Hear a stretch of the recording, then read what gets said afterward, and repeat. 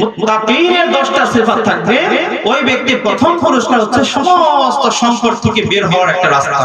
দ্বিতীয় নাম্বার হচ্ছে রিজিক দিবে আল্লাহ তাআলা, ভরপুর রিজিক দিবে, রিজিকের মধ্যে বরকত দান।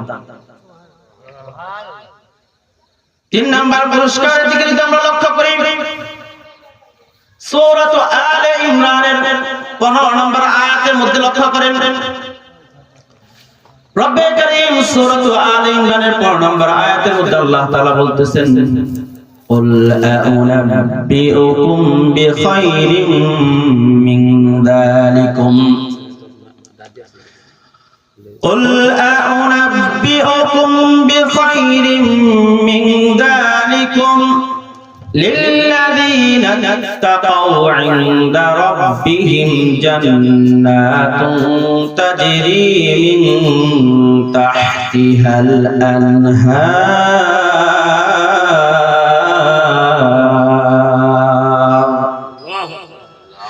رب كريم বলেন, আমি কি তোমাদেরকে এর থেকে ভালো কিছু সুসংবাদ দিয়ে দিব? আল্লাহ তাআলা বলেন, লিল্লাযীনা তাকাউ ইনদা রাব্বিহিম, যেই সমস্ত লোকগুলো আল্লাহ তাআলার কাছে মুত্তাকিন নামে পরিচিত, যেই সমস্ত লোকগুলো তাকওয়াবান হিসেবে আল্লাহ তাআলার কাছে পরিচিত, আল্লাহ তাআলা বলেন, জান্নাতুন তাজরি মিন তাহতিহাল আনহার, এই সমস্ত লোকের জন্য আল্লাহ তাআলার কাছে এমন জান্নাত নির্ধারিত, যেই জান্নাতের তলদেশ দিয়ে আল্লাহ তাআলা ঝর্ণা বহমান করে দিয়েছেন। কয় নাম্বার পুরস্কার? 3 নাম্বার পুরস্কার।